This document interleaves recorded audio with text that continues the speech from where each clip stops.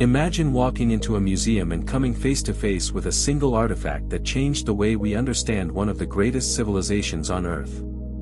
At first glance, it looks like just a broken slab of rock with strange carvings. But this stone turned out to be the ultimate key to unlocking a language that had been silent for nearly 2,000 years. This is the Rosetta Stone, and today, we're diving deep into its secrets. Welcome to Rivo TV. For centuries, the Rosetta Stone has been one of the crown jewels of the British Museum. It's been celebrated as the breakthrough that finally allowed us to read the words of the pharaohs. Historians long believed they had studied every detail the stone held. But thanks to new technology, especially artificial intelligence, researchers are still finding hidden surprises. And some of these discoveries don't just tweak history, they shake it. So, what exactly is the Rosetta Stone, and why does it matter so much? To answer that, let's rewind to the moment it was found. In 1799, during Napoleon's campaign in Egypt, French soldiers stumbled upon it while rebuilding a fort near the town of Rosetta. At first, it was described as nothing more than a dark slab covered in 3 scripts. A couple of years later, when the British defeated the French, the stone was seized and shipped off to London in 1802. From that moment on, it became a sensation, drawing huge crowds to the British Museum. Curators, eager to make the inscriptions easier to see, rubbed white chalk into the carvings. Later, they even coated the surface with a shiny layer of carnauba wax to protect it from the constant touch of visitors. But this backfired. The stone's shiny black appearance led people to believe for nearly 2 centuries that it was made of basalt.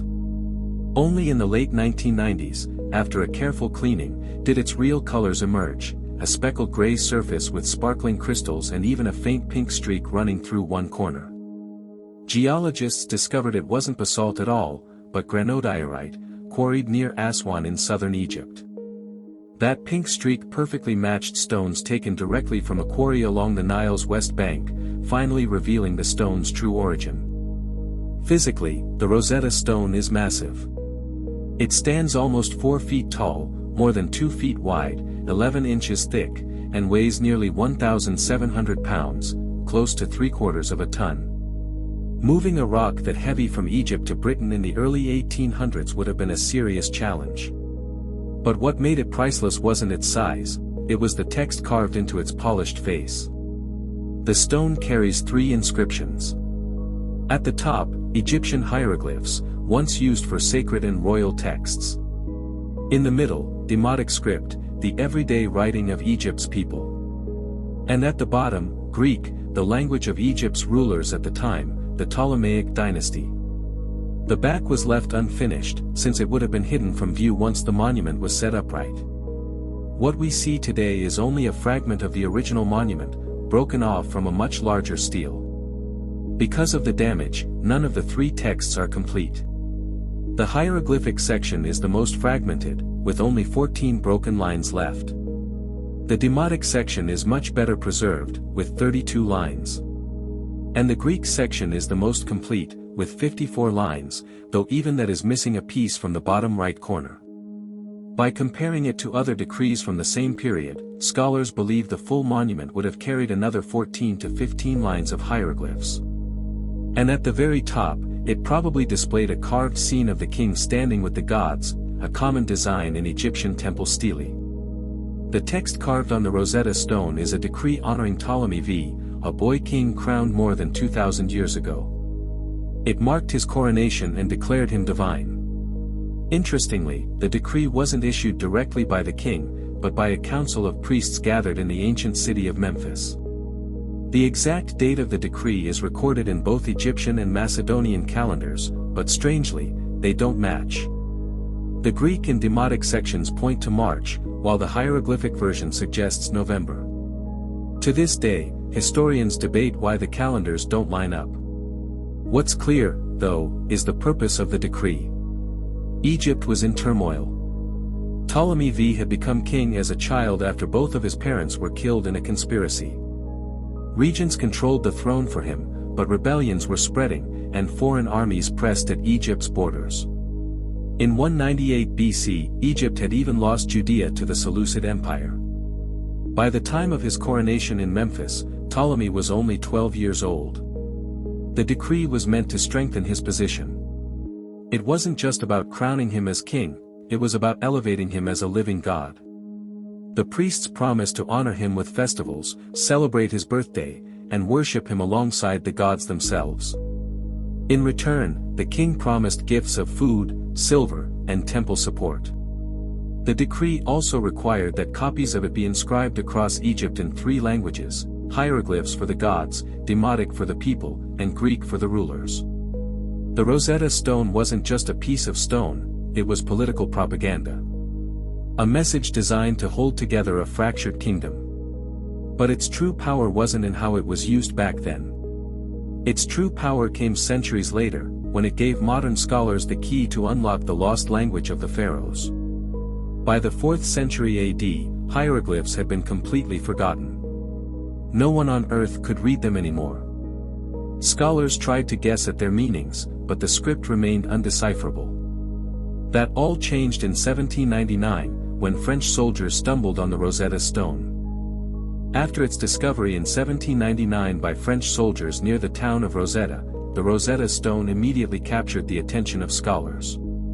Copies of its inscriptions were quickly made and sent to experts in Cairo, igniting excitement across Europe. This wasn't just another artifact, it was potentially the key to a civilization's voice that had been lost for over 2 millennia. But Egypt at that time was anything but stable. Napoleon's campaign was faltering, and by 1801, French forces were defeated by the British. As part of the surrender, the Rosetta Stone was seized and shipped to London in 1802. From that moment, it became a centerpiece of the British Museum and a source of fascination for the public. Visitors marveled at the mysterious inscriptions, and scholars across Europe received plaster casts and ink impressions to study. For the first time, they had access to 3 scripts side by side: Egyptian hieroglyphs, the everyday demotic script, and Greek. Unlocking their meaning was no small task. Early attempts to decipher the stone were slow. Some scholars believed hieroglyphs were purely symbolic, representing ideas rather than sounds. Others suspected they functioned like an alphabet. Because the Greek text was the most complete and comprehensible, it became the starting point. Researchers began trying to match phrases in Greek with demotic and hieroglyphic texts above it. One of the first breakthroughs came from a British polymath, Thomas Young. Young observed that certain groupings of hieroglyphs appeared to correspond to names in the Greek text. For instance, Ptolemy was enclosed in an oval shape known as a cartouche. This insight suggested that hieroglyphs could represent sounds, not just ideas. While Young made significant progress, he was unable to fully decipher the system. The real key came from the French linguist Jean-François Champollion, who had been obsessed with ancient Egypt since childhood. By comparing the 3 texts and analyzing other inscriptions and temple carvings, Champollion realized hieroglyphs were a combination of phonetic signs and symbolic images. In 1822, he made history by announcing that hieroglyphs could finally be read. For the first time in over 1,000 years, the names of Egyptian pharaohs, and eventually entire sentences, could be understood again. This breakthrough revolutionized the study of ancient Egypt. Suddenly, temples, tombs, and papyri that had been silent for centuries began to speak. Egyptology transformed from a speculative interest into a rigorous science, with the Rosetta Stone as its cornerstone. Even after hieroglyphs were decoded, debates continued. Some scholars argued the decree was originally written in Greek, while others suggested it was first composed in Egyptian and then translated. The triple language format was deliberate: hieroglyphs addressed the gods, demotic spoke to the people, and Greek communicated with the rulers. Every layer of society, and even the divine audience, was accounted for. The decree itself revealed much about Egypt at the time. Ptolemy V was a child king, crowned amidst political chaos. Both of his parents had been killed, and regents ruled on his behalf. Rebellions erupted throughout the country, and foreign armies threatened its borders. In 198 BC, Egypt lost Judea to the Seleucid Empire, a major blow to its power. The decree, issued by a council of priests, aimed to reinforce the young king's authority, elevating him from a vulnerable child to a living god. The text also prescribed ceremonial duties for the priests, festivals, birthday celebrations, and worship alongside the gods. In exchange, Ptolemy provided food, silver, and support for temples. The decree's inscriptions were to be reproduced across Egypt in 3 scripts: hieroglyphs for the gods, Demotic for the common people, and Greek for the rulers. This was more than a political tool, it was an attempt to unify a fractured kingdom through language, religion, and ritual. The physical survival of the stone was almost miraculous. While many other monuments from the same period were destroyed or buried, the Rosetta Stone endured. It had been repurposed as building material in a fort, hidden from view until its accidental rediscovery by French soldiers. Its preservation allowed scholars to unlock an entire civilization's language and culture, something that might have otherwise been lost forever. As the stone grew in fame, visitors' constant handling prompted the museum to coat it with wax for protection. It also became central to discussions about cultural heritage. Egypt demanded its return, claiming it was stolen during colonial times, while the British Museum argued it was a world treasure that should remain accessible to millions of visitors. But beyond politics, the true significance of the Rosetta Stone lies in the knowledge it restored. By bridging 3 scripts, it gave humanity access to prayers, royal decrees, contracts, letters, and everyday life in ancient Egypt. It didn't just decipher a language, it resurrected a civilization.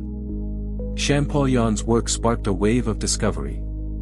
Scholars across Europe built on his findings, creating dictionaries, grammar guides, and extensive studies of inscriptions. Ancient temples, tombs, and artifacts began to reveal the lives, beliefs, and rituals of people long gone. Even the mundane, shopping lists, personal letters, and contracts, offered insights into the daily life of ordinary Egyptians. Modern technology continues this legacy. High-resolution photography, 3D scanning, and AI analysis have uncovered subtle variations in the inscriptions, indicating that multiple scribes copied the decree at different times. The Rosetta Stone we see today likely represents one piece of a broader campaign to solidify royal authority across Egypt. Its survival is almost unbelievable. Countless other inscriptions were lost forever, but this single fragment endured, reused in a fort wall, hidden from view, and finally rediscovered by chance. Without it, hieroglyphs might still remain undeciphered today, and the voices of the pharaohs would remain silent. This sets the stage for understanding the Rosetta Stone's lasting impact, not just as an artifact, but as a bridge connecting us to an ancient civilization. Its discovery opened the door to exploring Egypt's history in unprecedented depth, shaping the foundation of Egyptology as we know it. With hieroglyphs finally decoded, the silent world of ancient Egypt began to speak again. Temples, which had stood in silence for thousands of years, revealed their prayers and rituals. Tombs, long sealed, told the lives of kings, queens, and ordinary people who had lived along the Nile over 2 millennia ago. Even everyday objects, like contracts, shopping lists, and personal letters, painted a vivid picture of life in ancient Egypt.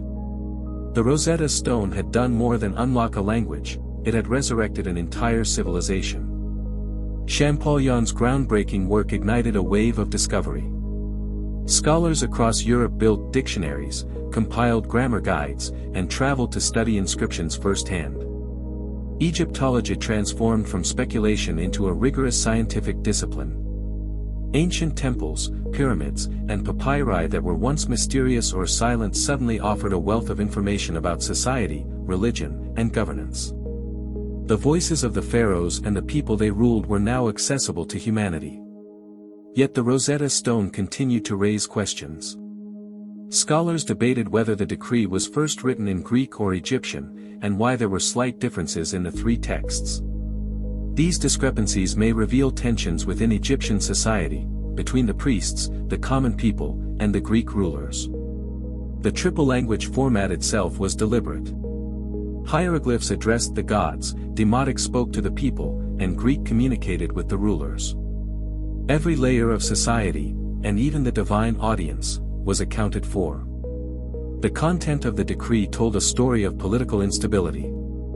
Ptolemy V was crowned as a child, following the deaths of both his parents. Regents ruled on his behalf, and rebellions were spreading across the kingdom. Foreign powers pressed Egypt's borders, and in 198 BC, the Seleucid Empire seized Judea, weakening Egypt further. The decree, issued by priests in Memphis, elevated Ptolemy as a living god, reinforcing his authority and aiming to unite a fractured kingdom. Priests agreed to celebrate his birthday, conduct festivals, and worship him alongside the gods, while receiving gifts of food, silver, and temple support in return. Even small details became critical for scholars. The Greek and Demotic texts pointed to one date for the decree, while the hieroglyphic text suggested another, sparking debates that continue to this day. The decree's incomplete state, missing pieces, broken lines, and fragments scattered across Egypt, added layers of mystery. Yet, despite these challenges, the Rosetta Stone preserved a crucial piece of history that might otherwise have been lost forever. Modern technology has taken the study of the stone even further. High-resolution photography, 3D scanning, chemical analysis, and artificial intelligence have revealed subtle variations in wording and style, suggesting that multiple scribes copied the decree at different times. These findings show that the Rosetta Stone wasn't a single, isolated monument, it was part of a broader effort to consolidate royal power and communicate it across Egypt. The survival of the stone is remarkable. Countless other inscriptions from the same period were destroyed, lost, or buried. The Rosetta Stone survived only because it was repurposed as building material in a fort and hidden for centuries until French soldiers discovered it by chance in 1799. Without that stroke of luck, hieroglyphs might still remain undeciphered today, leaving the voices of ancient Egypt silent forever. Today, the Rosetta Stone stands as a bridge across time. Millions of visitors from around the world flock to the British Museum to witness the inscriptions that unlock the secrets of a lost civilization. For Egyptians, it is a powerful symbol of cultural identity and heritage, and calls for its return continue. For the world, it is a reminder of human curiosity, perseverance, and the extraordinary power of knowledge. By bridging three scripts, the Rosetta Stone gave humanity access not just to the decrees of kings and the prayers of temples, but also to the lives of ordinary Egyptians. It revealed the struggles, faith, and daily experiences of people long gone, making them relatable across millennia. The stone didn't just decode a language, it resurrected a culture, inspiring generations of scholars, archaeologists, and explorers. Even with advanced technology today, the stone continues to offer new insights. AI analysis and digital reconstructions have revealed scribal variations and subtle differences that hint at how the decree was copied and distributed, showing the level of organization and authority in Ptolemaic Egypt. Every detail adds to our understanding, proving that the Rosetta Stone is not just a relic, it's a living record of history. If you enjoyed this incredible journey into one of the greatest discoveries in human history, make sure to subscribe to Rivo TV and hit the notification bell so you never miss our deep dives into the world's greatest mysteries. Leave a comment below to let us know which ancient artifact, lost civilization, or historical mystery you'd like us to explore next. Thanks for watching, and remember, history speaks, if we only take the time to listen.